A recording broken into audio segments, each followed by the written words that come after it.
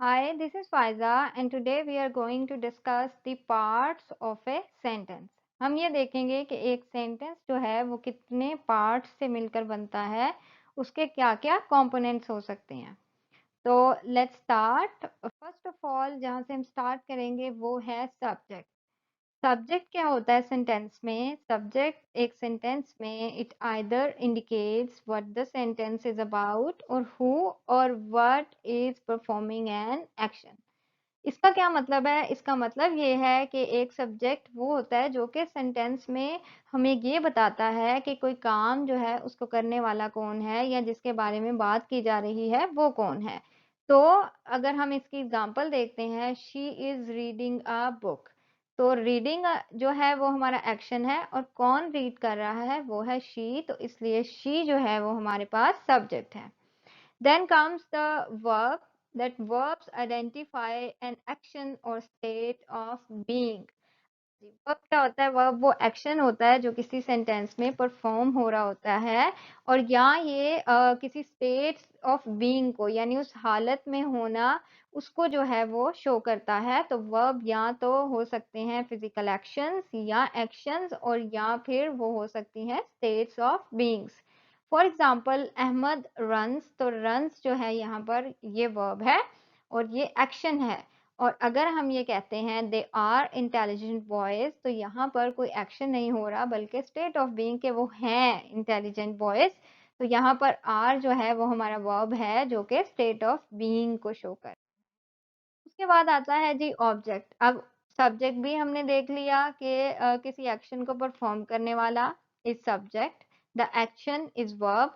और अब जिस एंटिटी पर कोई एक्शन परफॉर्म किया जा रहा है उसको हम क्या कहते हैं? हम उसको ऑब्जेक्ट कहते हैं। अगर हम इसकी डेफिनेशन को देखते हैं तो इट इंडिकेट्स हु और what is receiving an action, यानी वो एंटिटी जो एक्शन को रिसीव कर रही है वो क्या है? वो ऑब्जेक्ट है उस सेंटेंस का।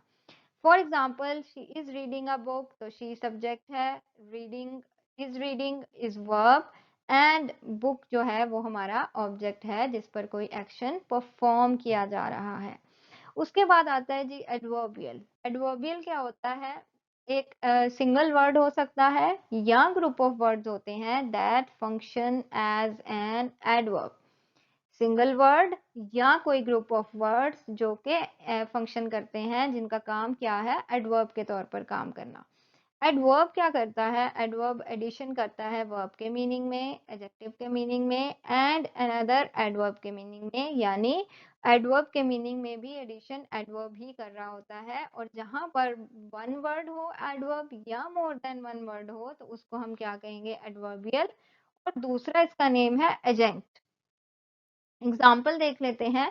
It snowed heavily in the winter, तो it is subject, snowed is verb and heavily in the winter is the adverbial. Why adverbial? Because बारिश हुई, बर्फबारी हुई। कैसे हुई? हेविली। और कब हुई? इन द विंटर। तो ये क्या कर रहा है? ये इस वर्ब को एक्सप्लेन कर रहा है, एक एडवर्ब ऑफ मैनर है। और उसके बाद जो फ्रेज है वो एडवर्ब ऑफ टाइम को रेफर कर रही है, ये एडवर्बियल। इसलिए इसको हम क्या कहते हैं कि जी ये एडवर्बियल है और इसका सेकंड नेम है agent. Okay, next comes the complement. हाँ, अब हमारे जो स्टूडेंट्स हैं उनको ज़्यादातर ये अंडरस्टैंडिंग होती है कि जी जो सेंटेंस स्ट्रक्चर है उसमें सब्जेक्ट है, वर्ब है एंड ऑब्जेक्ट है। लेकिन हर जो सेंटेंस है उसमें ऑब्जेक्ट नहीं होता, उस ऑब्जेक्ट के डिफरेंट नेम्स होते हैं अकॉर्डिंग टू फंक्शन। यानी जो फंक्शन वो परफॉर्म करते हैं उसके अकॉर्डिंग उसके जो नेम्स हैं वो डिफरेंट होते हैं। अच्छा जी, उसमें देखें अगर हम complement as the name shows के ये कंप्लीशन से रिलेटेड है, यानी ये कंप्लीट कर रहा है मीनिंग को। तो ये कौन से वर्ड्स होते हैं? अ वर्ड और phrase that takes the place of an object with certain words. For example be, seems and taste. यानी वो वर्ब्स जिनके बाद अगर हम कोई ऑब्जेक्ट ना लगाएं तो उनकी सेंस क्लियर नहीं होगी, उन वर्ब्स को हम लिंकिंग वर्ब्स कहते हैं। और लिंकिंग वर्ब्स के बाद आने वाले जो वर्ड्स होते हैं उनको हम कॉम्प्लीमेंट्स कहते हैं। अब कॉम्प्लीमेंट में ये है कि कॉम्प्लीमेंट या तो कोई नाउन हो सकता है और या कोई एडजेक्टिव हो सकता है।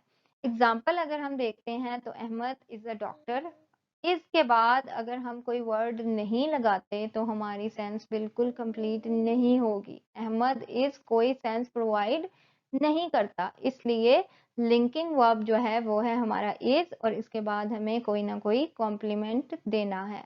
और इस कॉम्प्लीमेंट को हम क्या कहते हैं? सब्जेक्ट कॉम्प्लीमेंट, बिकॉज ये डॉक्टर किसके बारे में बता रहा है? अहमद के बारे में बता रहा है कि अहमद डॉक्टर है।